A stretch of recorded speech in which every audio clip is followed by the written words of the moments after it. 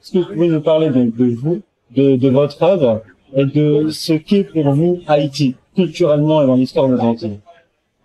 Bon, je crains de présenter sous forme de pilule, de comprimer ce qui aurait pu être une interview, je ne sais pas, d'une journée.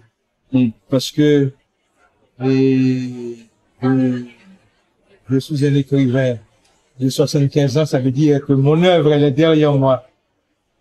Et j'ai beaucoup produit dans une sorte de pluridimensionnalité. D'abord la poésie, ensuite le roman, le théâtre, ce que j'appelle la spirale, et qui est une sorte de mélange des genres, de métissage des genres. Je suis artiste peintre et je suis dramaturge, je suis acteur, je joue dans mes films et j'ai été professeur pendant 35 ans dans une institution que moi-même j'ai fondée.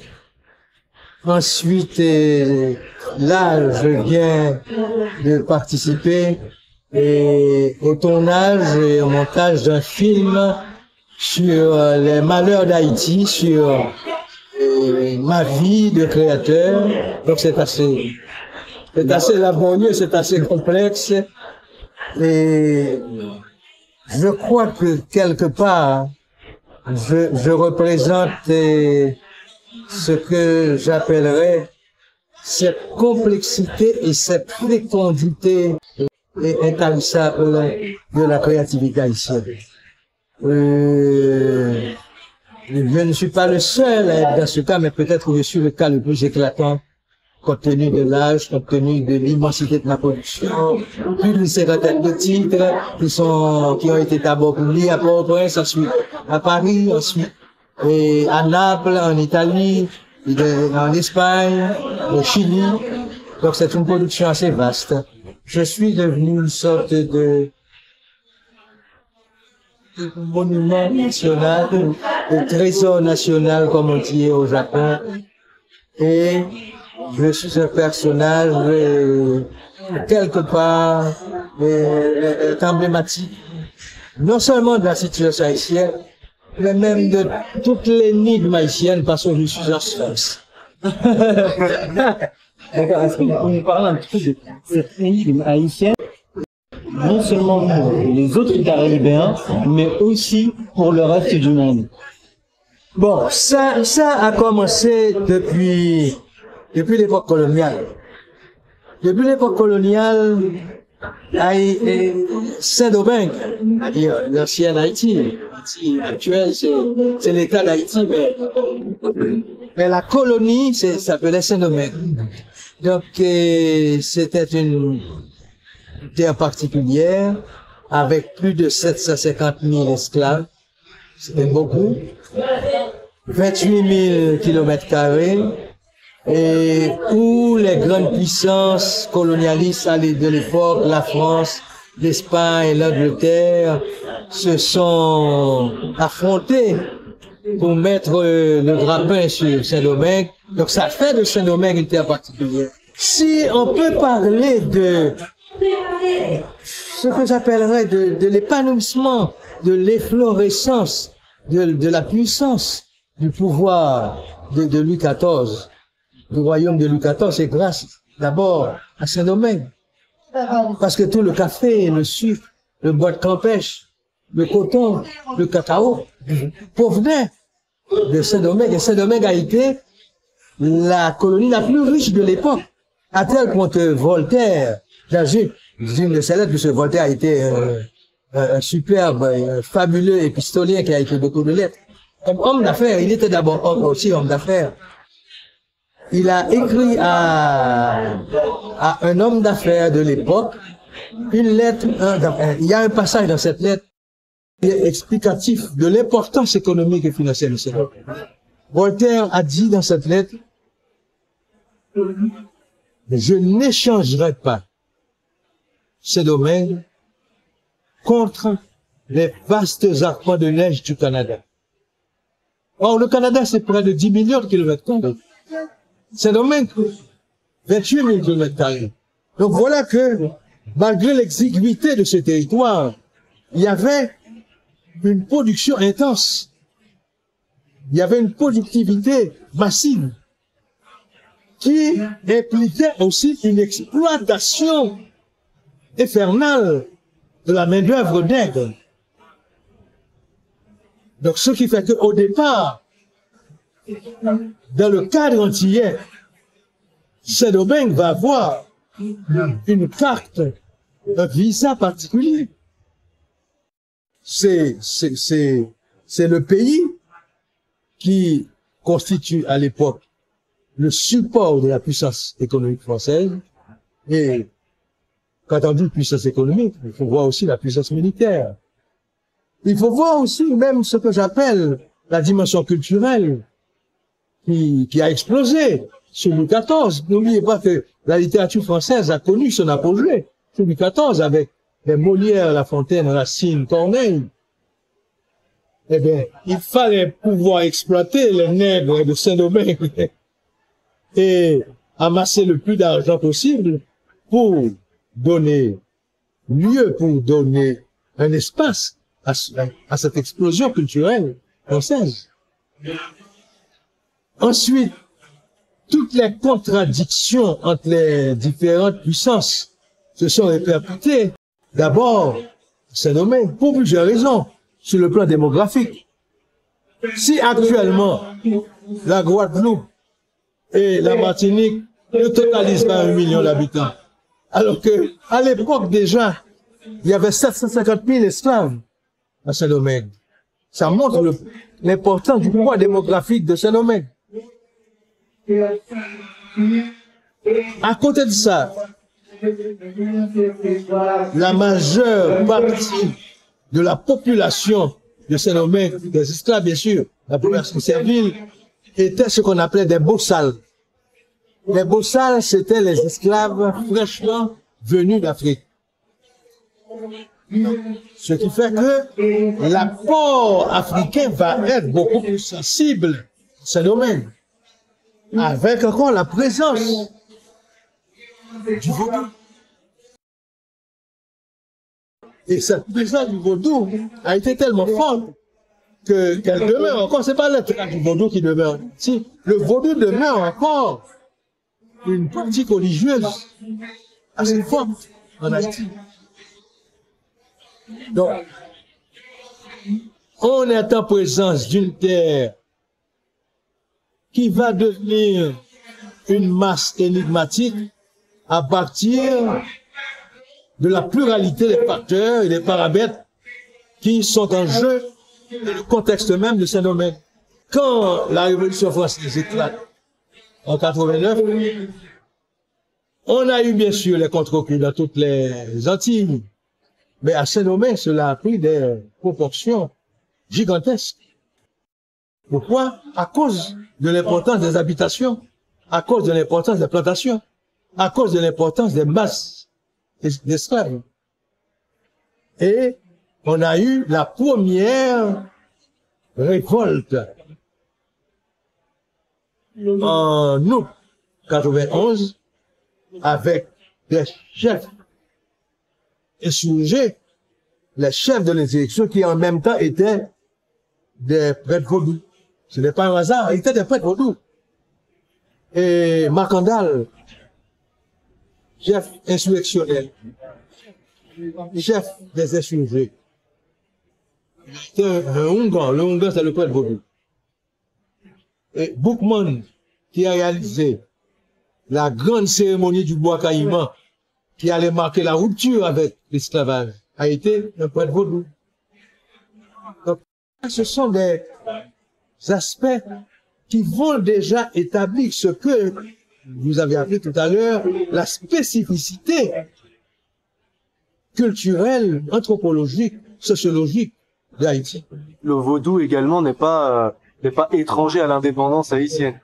Le vaudou également n'est pas indépendant. Du tout. Le vaudou a joué un rôle important, a joué le rôle de ciment culturel, je dirais, de facteur capable de rapprocher les sensibilités de nègres esclaves qui étaient venus de différentes tribus qui ne parlaient pas la même langue et qui ne partageaient pas les mêmes schèmes culturels. Donc le vaudou a constitué un élément de soudure et de rapprochement des différents segments de la population servile. Et sur le plan même de la dynamique et culturelle, certains messages étaient transmis d'une habitation à l'autre, d'une communauté servile à l'autre, d'un sanctuaire vaudou à l'autre, d'un champ de marron à un autre champ de marron par l'intermédiaire du vaudou. Donc le vaudou a rempli un rôle hautement révolutionnaire, ce que certains historiens ont tendance à sous-évaluer. Moi, je crois que le vaudou a joué un rôle important, aussi bien que le créole tel qu'il a été pratiqué aussi à Saint-Domingue. Parce que quand même, une langue acquiert le plus de force quand il y a le plus de gens à pouvoir la pratiquer.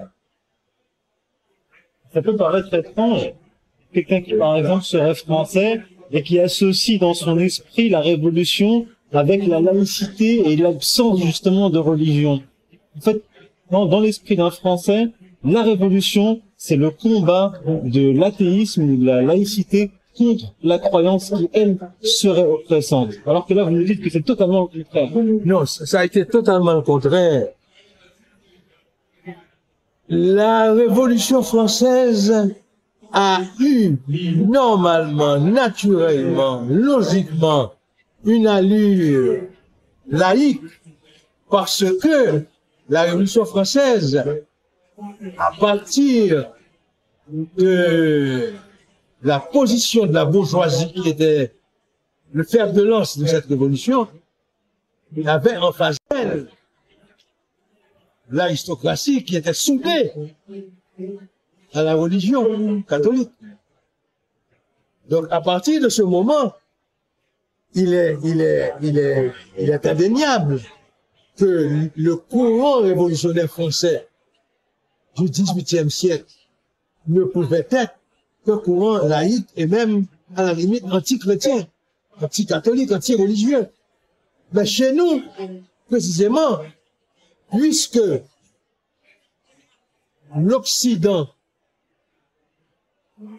en venant à Saint-Domingue avec de nous, chaque fois que l'Occident, chaque fois que les négriers, chaque fois que les trafiquants d'esclaves débarquaient des lots d'esclaves, on les convertissait à la religion catholique. Il y avait même un sermon de renoncement, de reniement aux pratiques superstitieuses.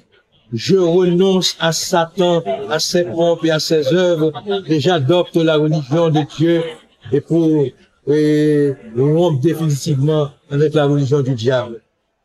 Donc si moi je dois combattre quelqu'un qui arrive avec la croix chrétienne et cette croix qui symbolise la puissance catholique, qui symbolise la puissance de l'Occident, et qui essaie d'évacuer, d'occulter mes croyances, mes traditions, en provenance de l'Afrique, de la terre-mère, je suis obligé de me ressourcer, de me replonger, de se constituer la plateforme de ma culture.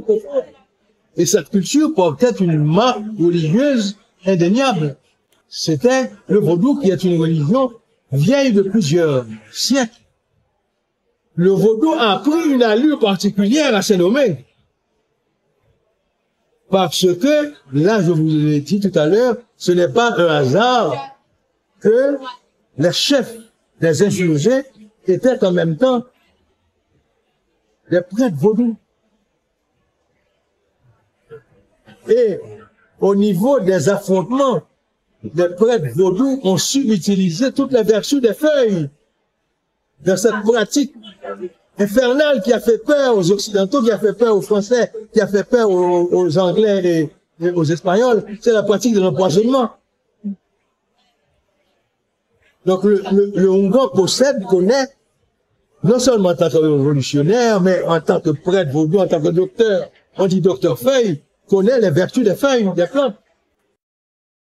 Et surtout les plantes toxiques. Maintenant, on voit à Haïti, on va dire, de nous d'un point de vue extérieur, un sacré et le catholicisme. Et une énorme ferveur religieuse de la part des Haïtiens.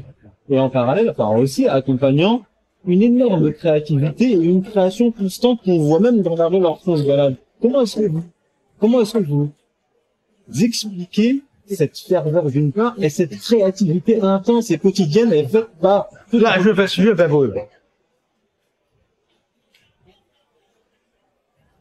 C'est une approche que j'ai faite il y a une bonne vingtaine d'années.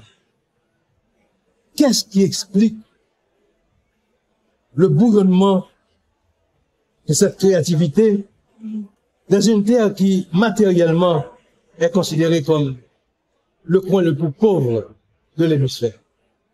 Pays le plus pauvre, les gens sont dans la misère. Il y a une misère matérielle et pourtant il y a une richesse culturelle au niveau de la création.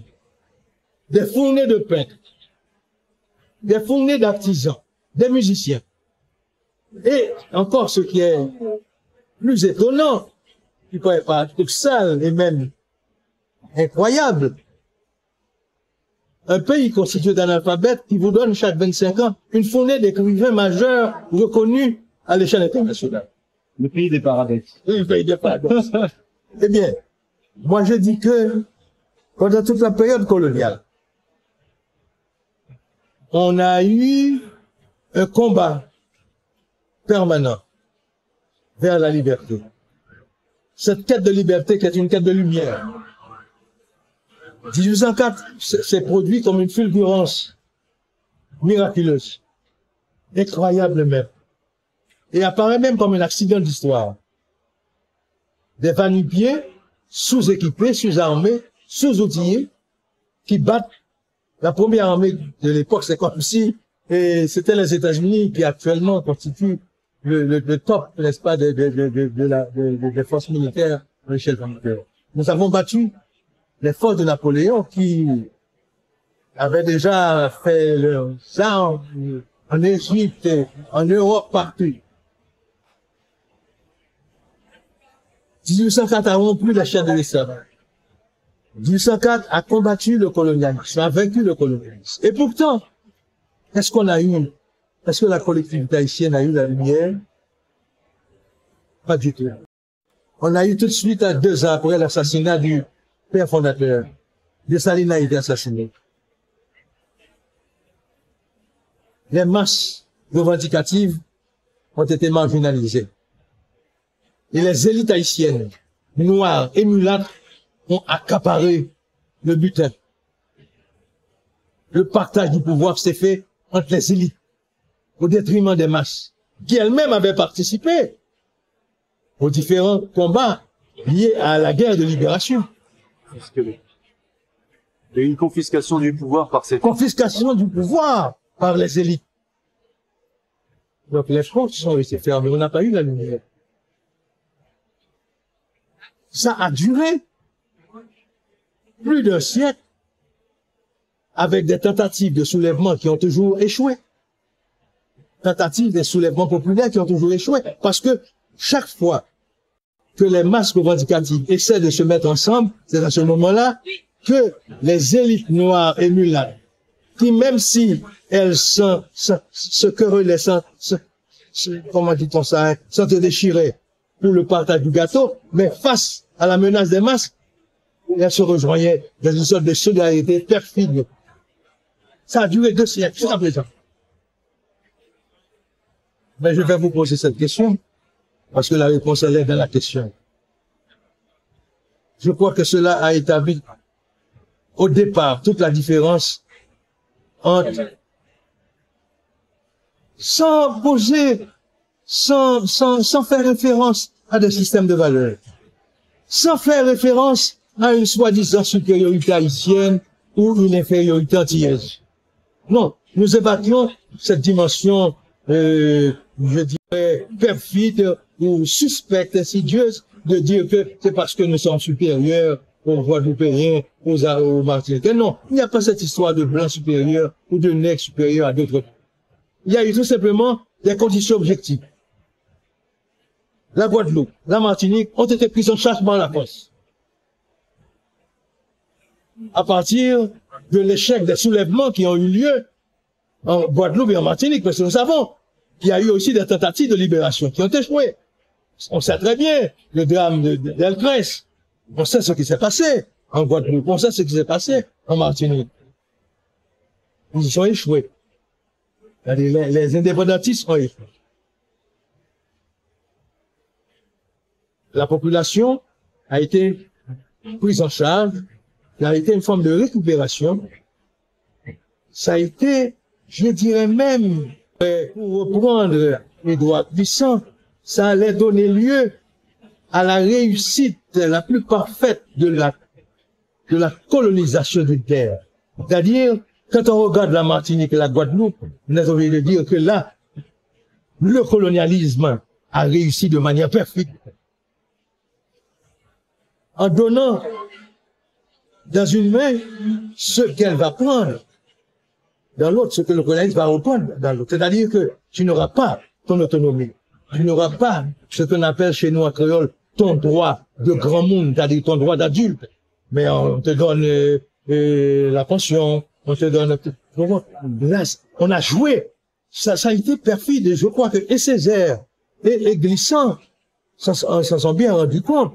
Et Césaire d'abord, mais surtout Glissant, dans le discours antillais, et Glissant, le discours antillais, et Césaire avec le discours sur le colonialisme.